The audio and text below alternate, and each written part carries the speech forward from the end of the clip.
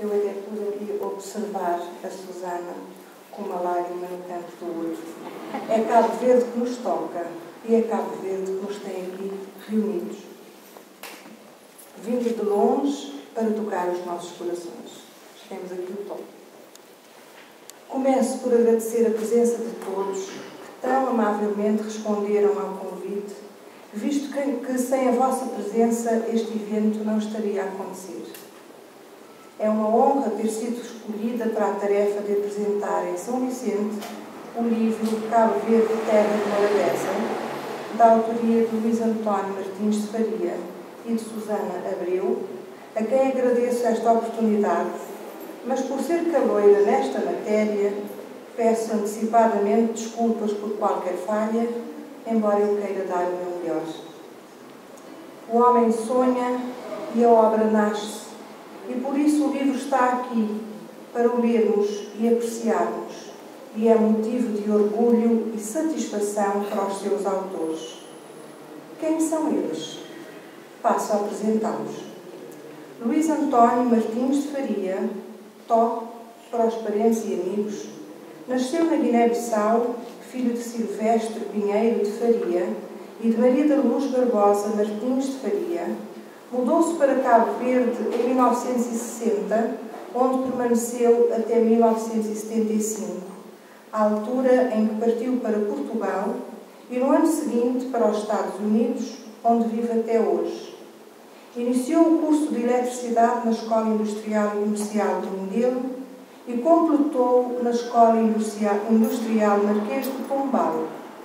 Estudou Engenharia Eletrónica e frequentou a Faculdade de Engenharia de Telecomunicações nos Estados Unidos. Exerceu várias funções, mas passou a ser, desde 1994, dono e gestor de uma fábrica de stores e proteção de vidros. Nada destas atividades fazia prever a possibilidade do nascimento do livro, cujo lançamento hoje presenciamos, sobretudo sabendo-se que não estamos em presença de historiadores de formação, o que torna o trabalho ainda mais meritório. Foi a sua paixão pela terra que deixou aos 18 anos e a necessidade de encontrar respostas a questões ligadas à genealogia da família que o levaram, nas horas de lazer, a fazer pesquisa histórica e genealógica da sua terra e das suas gentes. Assim, conseguiu um acervo tão rico e variado que só poderia ter valor se fosse trabalhado e aproveitado para si próprio, mas também para quem mais quisesse. Hoje possui uma base de dados com 85.000 nomes e 8.000 fotografias e está a preparar um sítio na internet denominado cvinfo.org. Todo o dinamismo, entusiasmo e carisma teriam de ser canalizados para um trabalho que certamente agradará a todos. Susana Abreu é portuguesa, mas viveu no Mindelo durante parte da sua infância e início da adolescência e frequentou o Liceu Gilianos até antes da independência. Foi aqui que conheceu e se tornou amiga de Luís António.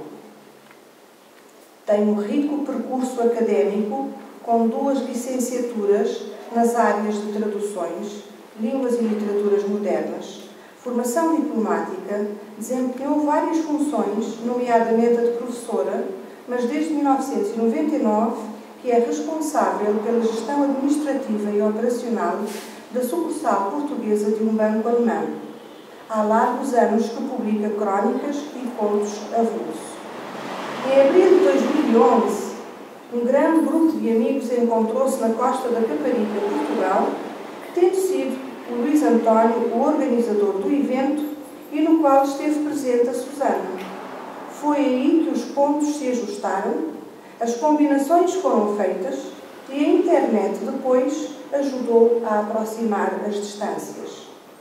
O livro foi gerado e em pouco mais de um ano tornou-se uma realidade. E passo a apresentá-lo.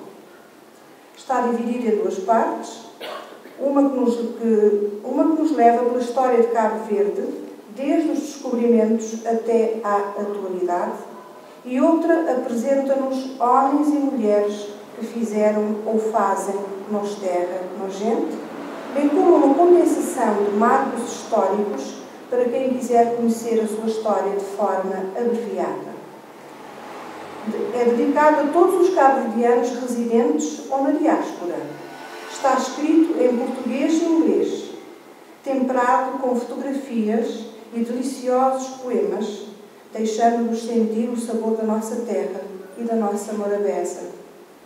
Os capítulos vão se sucedendo desde os descobrimentos e povoamento, com factos do nosso conhecimento, como, por exemplo, a data do achamento das ilhas, os nomes dos seus descobridores, mas a forma de os mostrar, acompanhada da chamada de atenção, como, por exemplo, a ligação de nomes de localidades associados aos nomes dos descobridores, despertam em nós maior interesse, como se fossem novidades. O segundo capítulo desenha-nos um Cabo Verde que foi transformado em interposto e como se desenvolveu a economia à volta do comércio de escravos. Desde então, foi um poderoso polo de atração e muitos mercadores fixaram-se em redor do Porto da Ribeira Grande de Santiago, constituindo uma comunidade próspera, composta por portugueses, genoveses, franceses e mercenários. Quanto aos escravos, havia os ladinos para trabalhos domésticos e os boçais que recebiam as tarefas mais pesadas. Num recenseamento feito 50 anos após o povoamento, já havia 13.000 escravos e 162 residentes, dos quais 58 brancos, 12 padres, 6 negros livres, sendo o restante composto por soldados e condenados. Trocas comerciais eram feitas em África, na zona da chamada de Senegâmbia, e que engloba a Guiné, o Senegal, a Gâmbia e a zona que circunda a Serra Leoa ao sul, pelos chamados lançados saídos de Cabo Verde e que foram considerados os primeiros imigrantes. O mais célebre lançado no século XVI foi João Ferreira, que se casou com uma princesa do reino de Niangue, do norte do Senegal. Entre os descendentes dos lançados, destaca-se uma mestiça originária de Cabo Verde, a Bibiana, também conhecida por a Senhora. No capítulo que aborda o nascimento do crioulo, o livro apresenta-nos várias teorias, a de Baltasar Lopes da Silva, de Adam e Quint, de Chomsky, de António Carreira e a do próprio Luís António, todas diferentes uma das outras. O quarto capítulo aborda revoltas e sublevações e vai desde a desagregação da sociedade escravo-carata à independência nacional. E mostra-nos que mesmo em tempos remotos, quando a distância significava meses, determinados acontecimentos tiveram a sua repercussão no arquipélago. A partir do século XVIII, o século das luzes, chegaram as ideias contra a escravatura, já condenada por Padre António Vieira, mas foram precisos 2 séculos para a sua abolição. No século XIX, judeus sefarditas refugiaram-se em Cabo Verde e dedicaram-se ao comércio, nomeadamente apelidos como o Anon, que temos aqui na sala, Cohen, Anaori, Benoniel e muitos outros, tornaram-se conhecidos e passaram a fazer parte das nossas famílias. Brava, São Vicente e Sal são as ilhas que maior curiosidade despertaram em Luís António Faria, por estarem mais ligadas às famílias dos seus antepassados.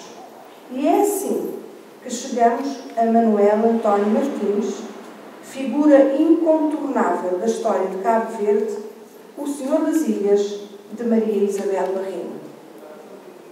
O capítulo 5 realça os efeitos da miscigenação, da qual nasceu um novo povo, uma nova língua, o crioulo, e uma cultura muito rica e ímpar, a nossa. Os movimentos de claridade e certeza de um passado recente da nossa história cultural não são esquecidos e evidenciam o papel do Seminário Liceu de São Nicolau, e do Liceu Gilieres em São Vicente, e tornaram-se a base da moderna literatura cabo-verdiana.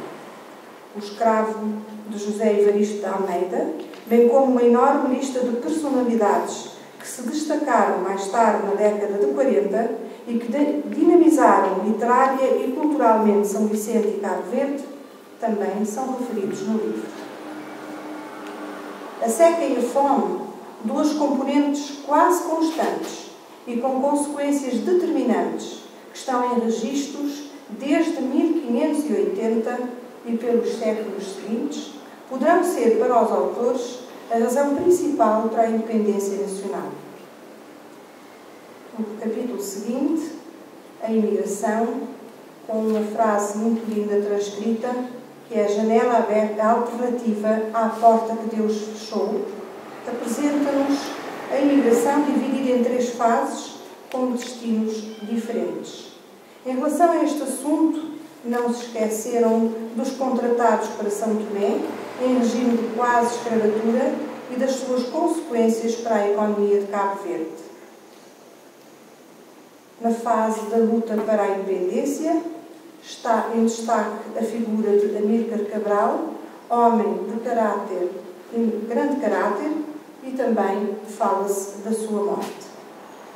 Cabo Verde, enquanto ex-colónia portuguesa, é diferente das restantes pelas dificuldades a nível económico, mas de enorme capacidade para resistir, superar obstáculos e conquistar vitórias na adversidade.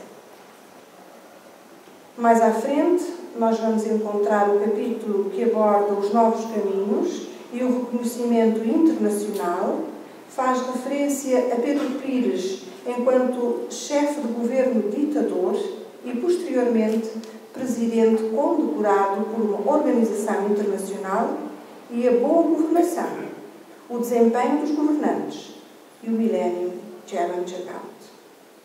Nos Terra Inocente enumera uma lista de 87 personalidades individuais ou coletivas, todas elas com vínculos profundos com Cabo Verde, nomeadamente médicos, escritores, poetas, músicos, políticos, padres ou pastores, professores, advogados ou juízes, começando com Aniceto António Ferreira Alves Mendes e Manuel António Martins, onde estão as raízes do coautor Luís António Martins de Faria, porque as raízes são importantes para dar um sentido ao que hoje somos, e terminando esse capítulo com a beleza da Miss Universo 2011, descendente de cabo-verdianos, nascida em Angola.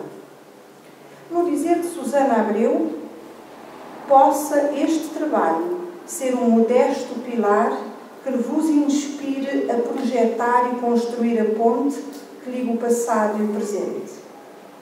Não será demais afirmar que as próprias escolas poderão colher esta obra, matéria pertinente que ajudará os alunos nas suas pesquisas, porque ela é dedicada aos nascidos neste arquipélago ou em qualquer outro lugar do mundo para onde Cabo Verde tenha transplantado uma raiz. Assim sendo, eu espero que tenha contribuído de forma positiva para a divulgação do livro.